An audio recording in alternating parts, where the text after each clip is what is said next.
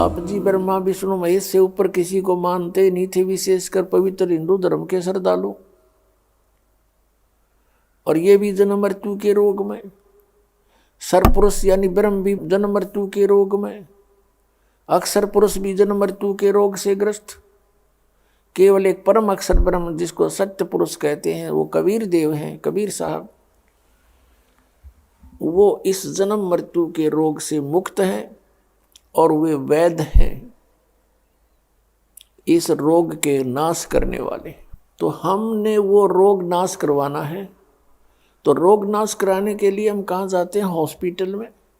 दीर्घ रोग होता है तो डॉक्टर उनको एडमिट करता है या ओपीडी से भी औषधि देकर भेज देता है।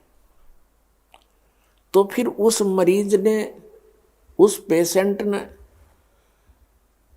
डॉक्टर की प्रत्येक सलाह पर ध्यान देना चाहिए, प्रत्येक औषधि को समय पर सेवन करना चाहिए, तभी वो रोग मुक्त होगा, अपनी नहीं चलावे। अब जैसे हाई ब्लड प्रेशर के मरीज को नमक और घी निषेध किया है वैद्य ने, और वो अपनी चलाता है कि नहीं थोड़ा सा तो खा ही लेता हूं, तो उसको हानि होगी, मृत्यु को प्राप्त हो जाएगा, रोग नाश के स्थान पर उसका अपना नाश हो जाएगा। ठीक इसी प्रकार आप जी यहाँ आओ, रोग नाश कराने के उद्देश्य से आओ। कौन सा रोग? जन्म और मृत्यु का।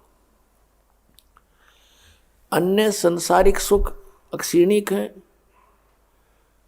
आपको यहीं थोड़ा सा राहत देकर के फिर आपके साथी नहीं है ये। और इस परमेश्वर की शरण में आने के बाद, कबीर परमेश्वर की शरण में, आपको संसारिक सुख भी मिलेंगे, लेकिन इतने ही मिलेंगे जितने आपको आवश्यक है। इससे अधिक आप डिमांड करोगे तो समझ लेना कि आप घी और नमक चाह रहे हो, जिसको डॉक्टर कभी अलाउड नहीं करेगा। साईं इतना दीजियो जा मैं कुटुंब समावे, हम भी भूखे ना रहें, तिथि न भूखो जावे। परमात्मा कबीर देव जी स्वयं चलकर आते हैं सतलोक से, और वो हमें यहाँ तत्व ज्ञान बताते हैं, पूरा आध्यात्मिक ज्ञान से परिचित कराते हैं, और हमें यहाँ भक्ति करने के लिए जो जीवन शैली अपनानी चाहिए उसका भी विधान बताते हैं।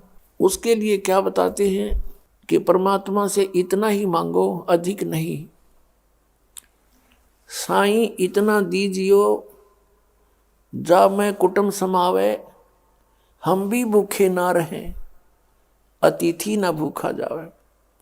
इसमें सब कुछ आ गया। जा मैं कुटुंब समावे अर्थात रिक्वायरमेंट ऑफ द फैमिली, यानी हमारे परिवार की आवश्यकताएं पूरी हों। उन आवश्यकताएं में आप देख लो सब कुछ आ जाता है।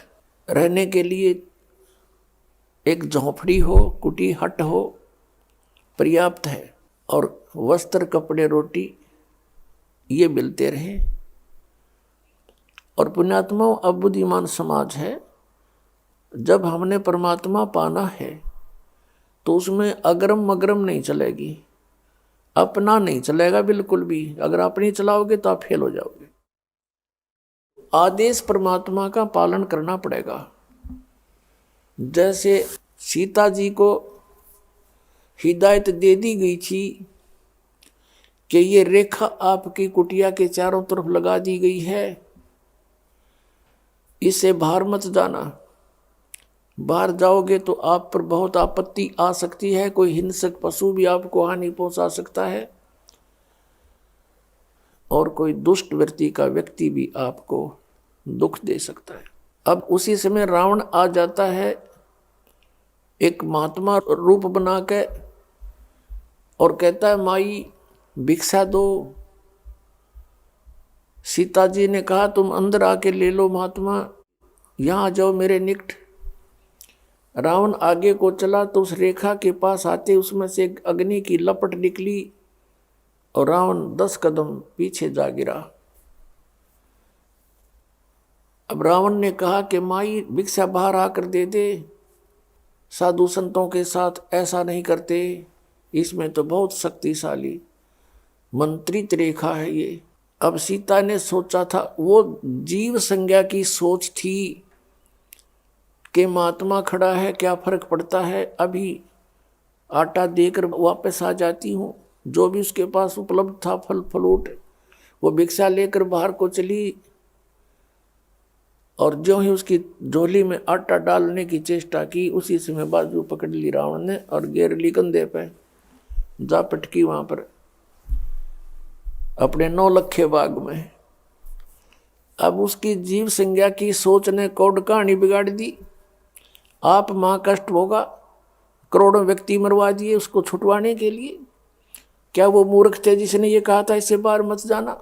तो पुण्यात्मा, यदि आपने परमात्मा पाना है और ये जीवन सुखी बनाना है, तो परमात्मा की प्रत्येक मर्यादा को, प्रत्येक नियम को लक्ष्मण रेखा समझ लेना, और फिर सुख ना हो फिर दास को कहना। तो क्या बताते हैं, जैसे हम अरबपति हैं, खरबपति हैं, वो माया आपके कौन सा काम देगी? कल को मृत्यु हो जाती है और पैसा वैसे ही नहीं बनता। इसको जोड़ने में देखो कितने जो ना पाप इकट्ठे करने पड़ते हैं प्राणी को, और मानसिक शांति नहीं रहती उसको। तो परमात्मा ने हमें बताया है कि साईं इतना दीजिए जिसमें कुटुंब समावे, हम भी भूखे ना रहे, अतिथि ना भूखा जावे। अब क्या बताते हैं परमात्मा? कहने का उद्देश्य ये है कि जैसे मालिक राखे उसी तरह आप रहना, फिर अपनी सोच को त्याग देना। हमने पैसों की और इन कोठियों की आवश्यकता कितनी है, किस लिए है? मकान बनाना इसलिए आवश्यक है, चाहे वो किसी टाइप का हो, झोपड़ी हो, कुटिया हो, कच्चे या पक्की छत हो, जैसी भी हो। उसका उपयोग कहाँ करते हैं, उसका प्रयोजन क्या है कि गर्मी सर्दी से हमारे शरीर की, बॉडी की रक्षा करें, और वर्षा आधी से भी बचाव बने, हमारे कपड़े गिल्ले ना हो, हम सुरक्षित बैठकर चैन से रात काट सकें और भगवान को याद कर सकें। और चाहे 10 कोठियाँ बना रखी हैं, एक कोठी में 10 कक्ष हैं, व्यक्ति एक कक्ष के और एक चारपाई पर 3x6 के इतना स्थान मुश्किल से ग्रहण करता है, और बाकी वह क्या है, वो बकवाद है, व्यर्थ है।